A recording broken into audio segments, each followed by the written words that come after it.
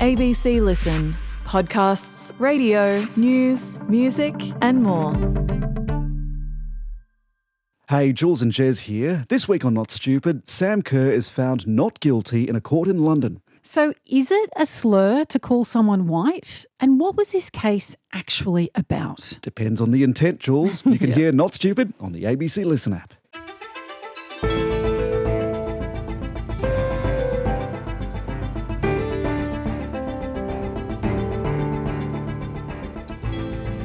The footage was shared across social media.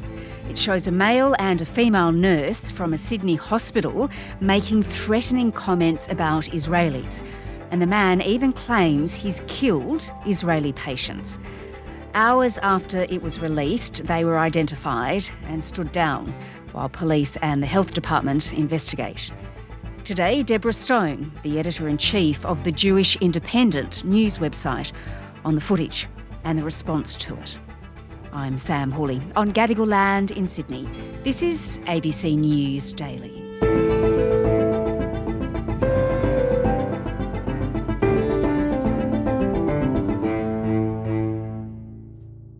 How are you, man?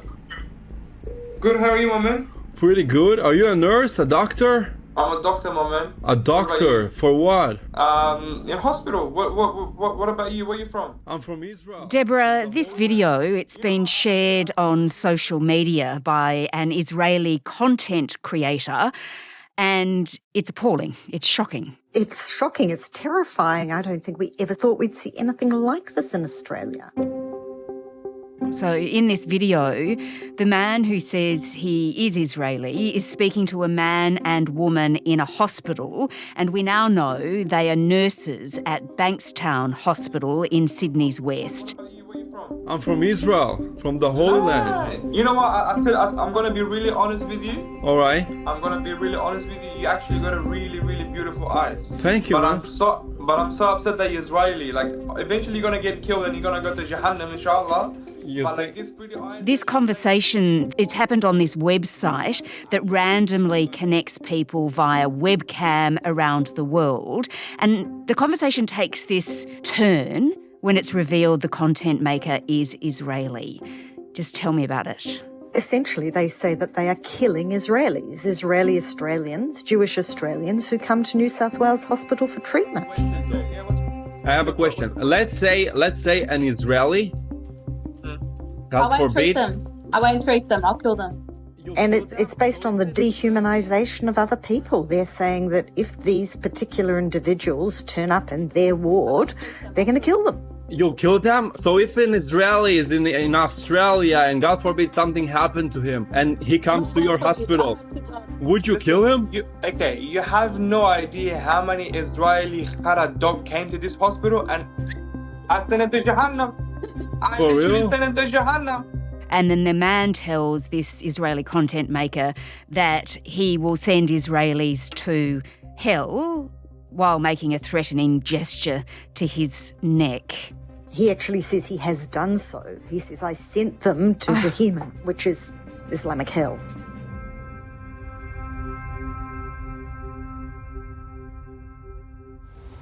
"7:20 this morning, I was informed and made aware of one of the most vile, shocking and appalling videos I have ever seen." Well, the New South Wales Health Minister, Ryan Park, he did react very quickly after this video was released, demanding an investigation by the New South Wales Health Department and referring it to the New South Wales Police. There is no place in our hospital and health system for this sort of view to ever take place. The investigative process now takes place. I don't want to leave a slither of light to allow any of them to be able to think that they will ever work for New South Wales Health again. He was really strong in his comments, wasn't he? Yes, and appropriately so.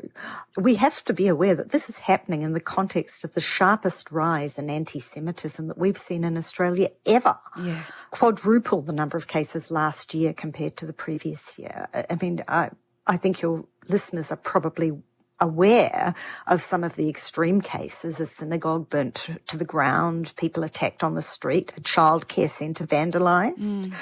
But we're also seeing daily threats, daily attacks.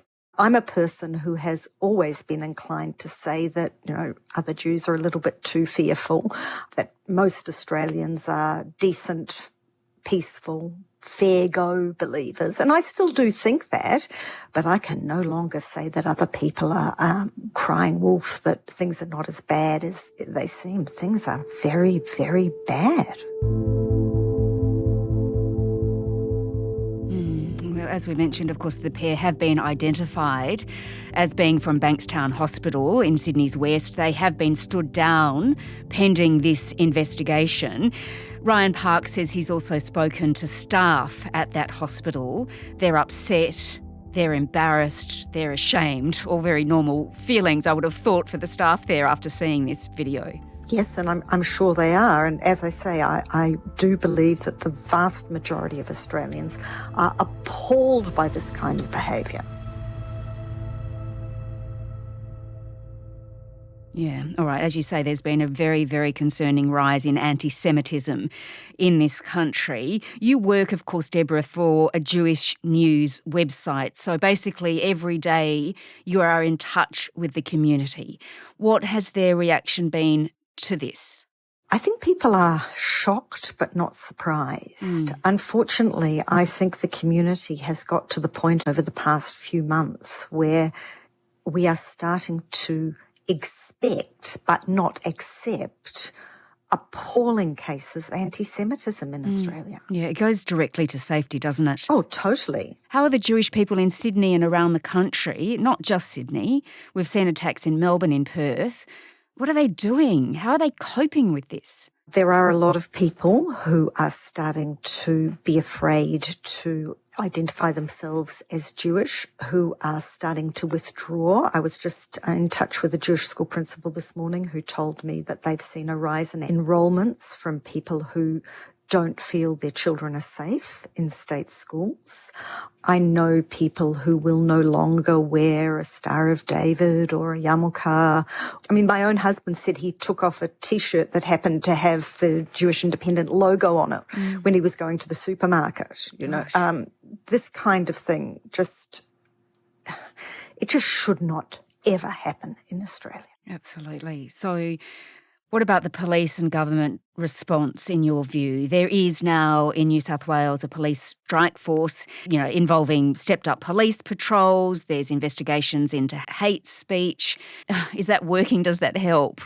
Is it enough? It's certainly the case that there have been strong statements at all political levels, and there have been attempts at both the legislative and police level to take action, and the community understands and appreciates that. We've had new hate laws with mandatory sentencing, we've had doxing laws, we've had laws about hate symbols. There were new laws in New South Wales introduced yesterday relating to threats to places of worship. We've got strike forces or special operations at a federal policing and New South Wales and Victorian state level. That's all good, but clearly it's not enough. Clearly it is not stopping this rise in anti-Semitism. So we need more. We need more police resourcing. We need more prosecutions. We need stronger judicial responses. We need more security funding. And I think perhaps most of all, we need stronger action in the education space, at school level, at university level, and in the civic space, and particularly, I think, within ethnic communities. And I'm going to mention the elephant in the room here. There are clearly extremists within the Islamic community, and it is upon the broader Islamic community to do something about them. And it is upon the multicultural authorities and the people who fund them to make sure that those extremists are not allowed to influence the broader attitude of their communities.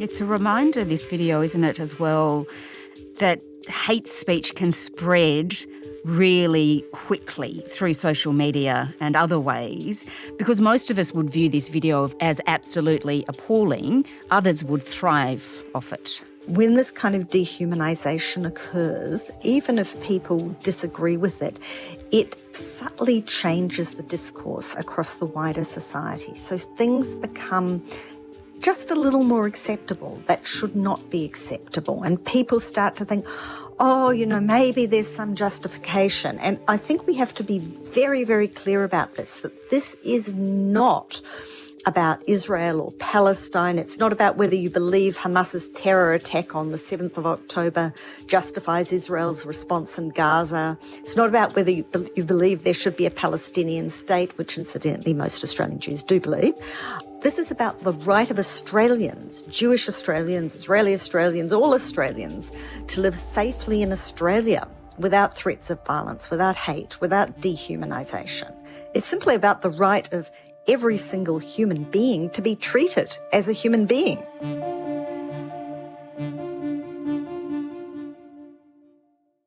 It's hard to get that social cohesion, though, isn't it, when feelings do run so deeply? Well, look, it shouldn't be. It shouldn't be. We should be very clear about this. We're Australians. Our primary commitment should be to the social cohesion of the society in which we live. Whatever you think about what's going on the other side of the world, and there's no question there's a great deal of polarisation and angst about it, but whatever you think, there is no justification for hate, threats, violence here in Australia. Well, Deborah, in the federal parliament this week, the Attorney-General, Mark Dreyfus, was really pleading with the opposition for bipartisan support or a bipartisan approach to this issue. I do not need the Leader of the Opposition or any of those opposite to tell me what anti-Semitism is or how seriously I should take it. Do you think there is bipartisanship, and if it is missing, would it help if we had it? I think that anti-Semitism is being used as a political football. In the past couple of weeks, we've seen both the Prime Minister accusing the opposition leader of politicising the issue and the opposition leader accusing the Prime Minister of politicising the issue.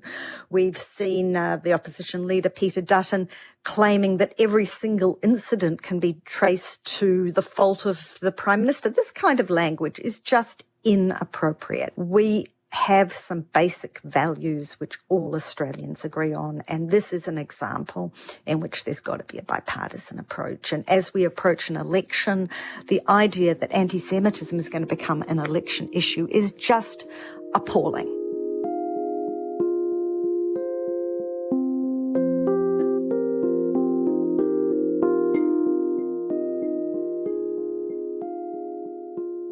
You mentioned your husband removing his T-shirt. I mean, we hear about the extreme cases of anti-Semitism, but we don't really hear about those smaller incidents, if you like, on the streets. Is that very widespread in your view? It's happening every day. It's happening every day. Last year, there were 2,062 such incidents which were recorded in a 12-month period. Now, that's well over one a day.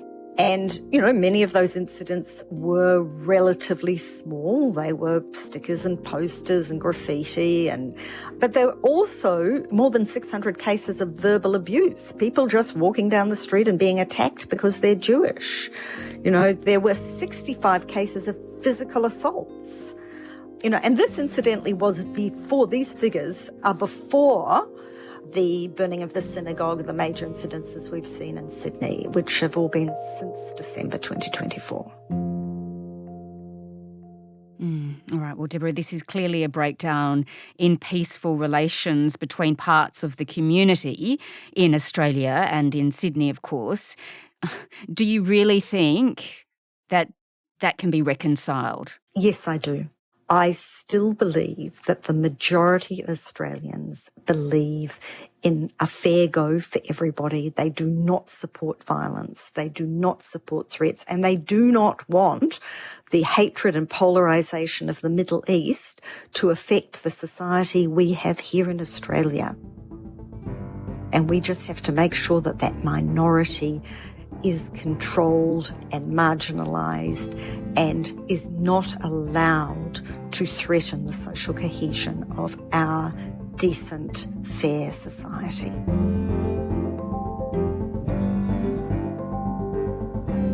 Deborah Stone is the editor-in-chief of the Jewish Independent news website. This episode was produced by Sydney Peed and Cara Jensen-McKinnon. Audio production by Sam Dunn and Adair Shepherd. Our supervising producer is David Cody. I'm Sam Hawley. Thanks for listening.